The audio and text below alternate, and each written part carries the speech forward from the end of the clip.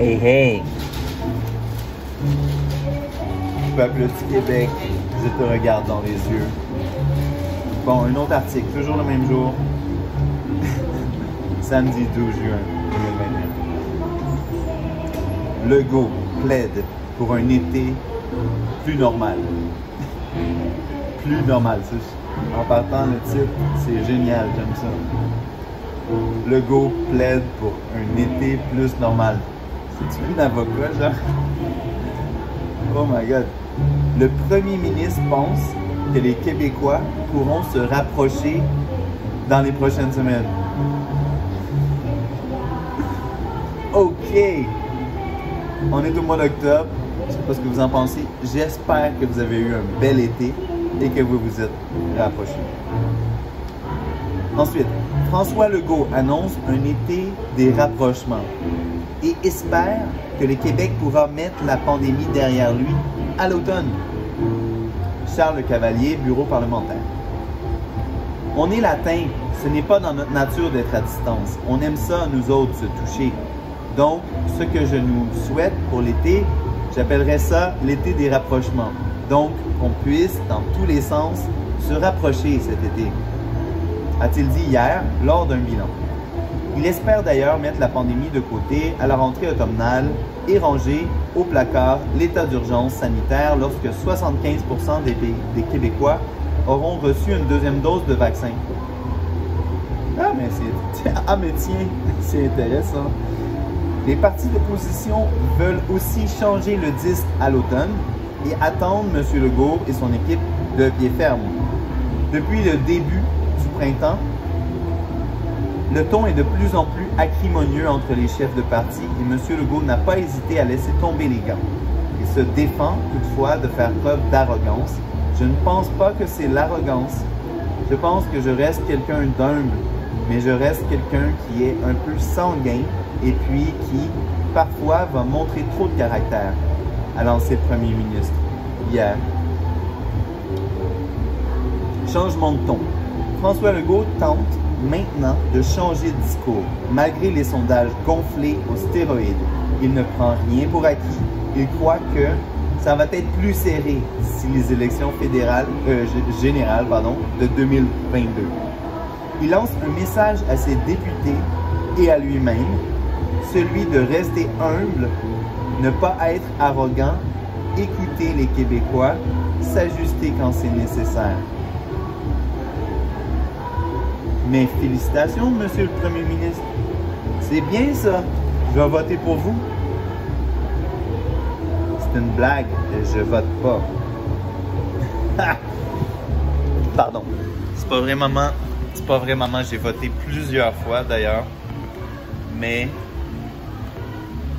faut que je dise quelque chose. Parce que là, faut que je dise quelque chose. Je veux pas mentir à la population. Des fois, il y a une distance entre ce qui est écrit dans le dictionnaire et qu'est-ce qu'on dit dans le langage courant, non? Comme par exemple, moi, je me suis lâché lousse à un moment donné. J'étais devant mon écran de télévision, d'ordinateur. J'ai pas de télé. J'écoute pas la télé depuis 10 ans. J'ai plus de télé. Mais j'ai un ordinateur. C'est un remplacement, non? Chacun sa pilule.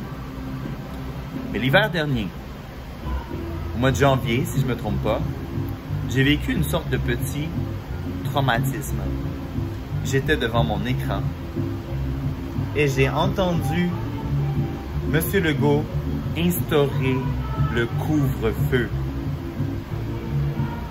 Et je vous avoue que dans ma tête, ça a fait pouf! Je me suis dit, je suis devenu anarchiste. Moi qui luttais pour ne pas être anarchiste. Depuis des années, je me disais, mais non, j'aime pas les étiquettes. Mais non, j'ai beaucoup de critiques envers l'autorité. J'ai beaucoup de critiques envers la façon dont la société fonctionne. Je crois en l'amour, pas en la culture de la peur puis de la punition. Mais tout ce temps, je m'étais refusé de me dire, non, je suis plutôt libertaire, mais tu sais, faut donner une chance à la social-démocratie. Hey, non? Je me disais, faut pas lâcher, faut s'organiser ensemble. Oui. Quel positivisme! Mais sérieusement, dans tout le cynisme ambiant, là, moi, Monsieur Legault, si je peux vous le dire, le jour où vous avez imposé le couvre-feu, j'ai décroché de la société, je suis devenu anarchiste. Et là, ben, allez voir anarchiste dans le petit Robert. Je suis peut-être pas anarchiste pour vrai, mais j'ai vraiment pas voté aux dernières élections fédérales. Je vais vraiment pas voter aux prochaines élections municipales et vous pouvez être sûr que je vais pas voter pour vous. Sauf si vous restez humble, vous n'êtes pas arrogant, vous écoutez les Québécois, les Québécoises, tout le monde, j'imagine, les peuples autochtones aussi, et vous vous ajustez quand c'est nécessaire. Mais oui, là, je vais voter pour vous. Ça va me faire plaisir. Ça va être comme un petit bonbon pour vous faire plaisir, pour vous montrer que vous avez bien réussi. Là. Il a même de bons mots pour les chefs des partis d'opposition.